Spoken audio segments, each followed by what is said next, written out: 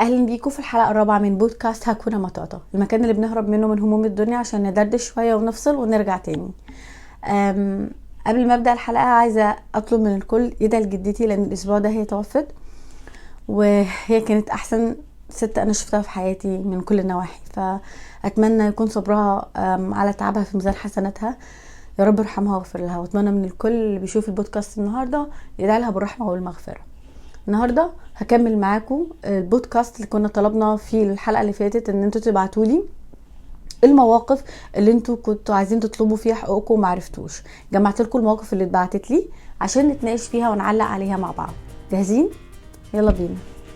في واحد بعت لي موقف وقال لي حد خبط عربيتي مره ونزلت اشوف، لقيت عربيتي الفانوس بتاعها متكسر، ولقيت ست نازله من العربيه التانية اللي خبطتني وقعدت تعتذر لي كتير وتقول لي حصل خير حصل خير، وانا قلت لها خلاص حصل خير وركبت العربيه.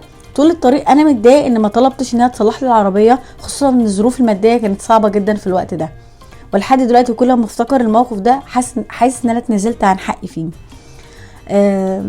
هو موقف انت ليك الحق تزعل برضو، عشان كده انا بقول ان في بعض المواقف انت لازم تطلب حقك في ساعتها. يعني لو انت حاسس ان الموقف ده النتيجه بتاعته انت مش راضي عنها لازم تعبر عن ده، لان انت ممكن لو كنت طلبت ان هي تصلح العربيه ما كنتش هتعترض اصلا، كنت ممكن تقولك ماشي. فبعض الاوقات الحقوق بتسلب لو احنا ما طلبناهاش. الموقف التاني، واحده بعتت لي بتقولي دخلت مطعم، طلبت اوردر وكنت جعانه جدا. الاوردر لما وصل ما لقيتوش الطلب بتاعي، فكان قدامي حلين: يا اقوم اقول الاوردر مش بتاعي واستنى، يا اما اكل وخلاص ما كل الاكل شبه بعضه. انا فعلا كلت وما قلتش ان ده مش الاوردر بتاعي. وبعد ما كلت وانا رايحه ادفع حسيت ان انا متضايقه جدا اني بدفع فلوس في حاجه انا ما طلبتهاش ومش عايزاها، وبرغم ده دفعت من غير اي تعليق وما قلتش ان الاوردر كان غلط. الموقف دي تقريبا ممكن تحصل كتير، بس اعتقد ان انت كنت المفروض تتكلمي وتقولي، بس عشان ممكن انت ما تعودتيش انك تصححي حاجه او تصححي حاجه في مفهومك او في حقوقك، فتعودتي ان انت تاكلي وانت ساكته. بس الاحساس اللي انت حاساه ده طبيعي، لان انت المفروض كنت تقولي الاوردر جالي غلط، او وقت الدفع تقولي انا جالي اوردر غلط، او تصوريه وتقولي ده الاوردر اللي جالي بس انا كنت جعانه وكلته، فده ثمنه ايه وده ثمنه ايه. يعني اعتقد ان انت كان ممكن يبقى فيه رد فعل تاني. الموقف الثالث، الموقف ده بقى بصراحة محتاجين نعلق عليه شوية، لان في بعض الاوقات ناس فاهمة الحرية غلط وفاهمة الحقوق بصورة غلط، فاللي هو خدوهم بالصوت قبل ما يغلبوكوا. ده احنا لازم برضو ننبه ونفهم الفرق.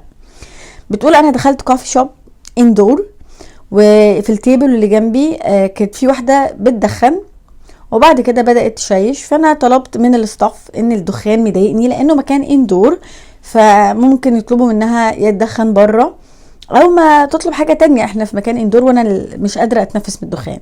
فعلا الاستاف راح قال لها المدام اللي جنبك متضايقة من ريحة الشيشة والدخان يعني.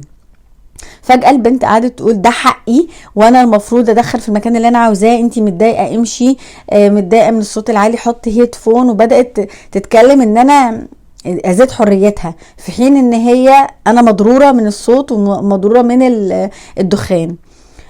وقتها لما هي قعدت ترد عليا ان ده حقها وان ده حريتها الشخصيه، وان الاداره كمان بتاعه الكوفي ما قدرتش تتحكم في الموضوع، حسيت ان انا متنازله عن حقي ومشيت، واتضايقت ان هي اتكلمت على حق وحقوق وهي اصلا جارت على حقي. ودي نقطه مهمه جدا، مش معنى ان الحريه الشخصيه بتاعتك تجوري على حق غيرك، لا ضرر ولا ضرار. لما احنا نقول لازم كل واحد يطلب حقه، الحق ان انت تحتفظ بحقوق الاخرين كمان، يعني ان حقك انت او حريتك ما تتعداش وتضايق حد، فده في حد ذاته مفهوم خاطئ للحرية او للحقوق. فاحنا عايزين نفرق ان مش اي حد يقول دي حريتي وده حقوقي وده لا، في فرق. طول ما انت بتجور على حق حد دي مش حرية، دي قلة ادب، ده اختراع احنا بنخترعه. فعشان كده لازم نبقى فاهمين الفرق ما بين الحق لما يجور على حق تاني، او الحرية بتاعتي لما ممكن تقتص او تجور على حق تاني. ده مش حرية ولا ده حق، ده مفهوم خطأ تماما. الموقف اللي بعده، كنا في بلاي جراوند وواحدة عمالة مرجح بنتها، قعدت اكتر من 10 دقايق وبنتي واقفة مستنية. كل شوية اقول لبنتي استني دورك استني دورك، فضلت اكتر من 30 دقيقة مستنية. والام عماله تمرجح بنتها ومش عايزه تخلي اي حد يقوم يتمرجح.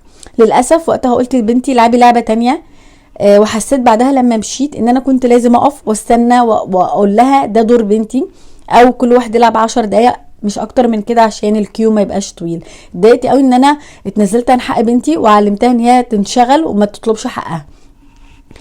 كويس ان انتي لاحظتي ده. مفيش اي مشكله ان احنا ممكن نطلب الدور هيخلص امتى، او انا هيبقى دوري امتى، او يبقى في بلان للكيو كل واحد يلعب مثلا 5 دقايق 10 دقايق بيتحدد، عشان البنت تفهم كمان ان هي عادي تطلب حقها، تسأل تفهم. فما تعمليش كده تاني، ما تعمليش كده تاني. الموقف اللي بعده ده بقى بيحصل فيه العكس. خليني اقول لكم بالظبط الرساله اللي وصلت لي. جوزي بيخيرني بين الشغل والبيت والاولاد، وكنت انا من زمان مستقله وبشتغل. انا وظيفتي مرموقه، انا كنت طبيبه وبقالي كتير جدا بشتغل. لما اتجوزت جوزي طلب مني ان انا ابطل شغل. لازم احنا نبقى عارفين الاول احنا عايزين نعمل ايه، واللي احنا عايزينه ده هيبقى فيه خلل فيه، او في اوقات معينه ممكن فتره اهتم بالبيت وبعد كده اشتغل. طب ممكن اهندل ده انا وانت مع بعض. انتي اصلا ما قلتيش انت عايزه ايه، انتي ما تناقشيش معاه انت عايزه ايه وهتنظمي ازاي. طب حتى لو اشتغلتي هتنظمي الدنيا معاه ازاي؟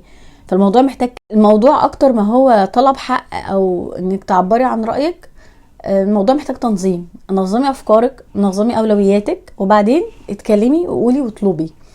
انما ان احنا اصلا ما نبقاش عارفين احنا عايزين ايه في الوقت ده، او حاجات اكسبيرينس جديده احنا دخلنا فيها ومش عايزين نخسر اي حاجه، ده غلط. لان الانسان عمره ما هيحصل على كل حاجه في نفس الوقت.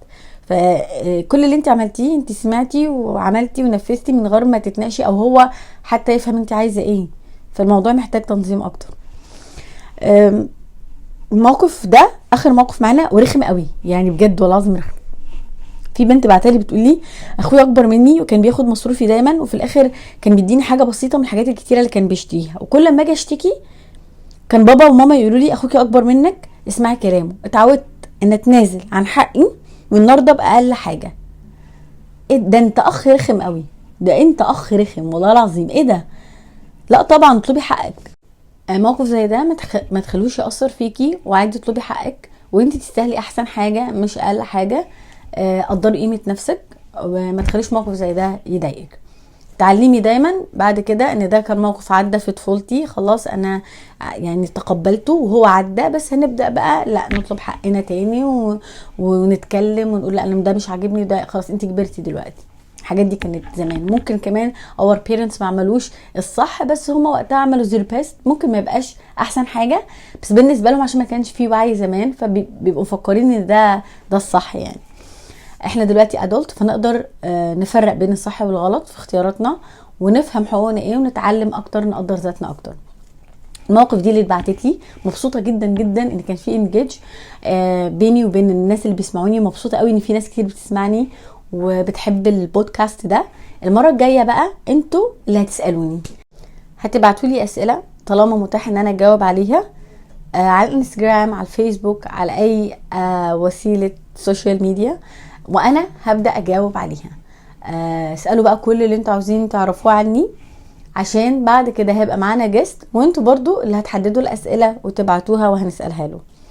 تقدروا كمان تسمعوا البودكاست على سبوتيفاي، كل الحلقات هتنزل هناك، فهكون مبسوطه جدا ان انتوا بتسمعوا من على سبوتيفاي او اي حاجه قدامكم. هتلاقوها على الانستجرام وعلى الفيسبوك. النهارده الحلقه خلصت، مش عايزه اطول عشان ما تزهقوش، وقولوا لي رايكم ايه في الحلقه بتاعت النهارده. مستنياكم الجمعه الجايه. باي باي. انا ياسمين، ودي كانت حلقه من هكونا مطاطا. استنوني كل جمعه الساعه 12.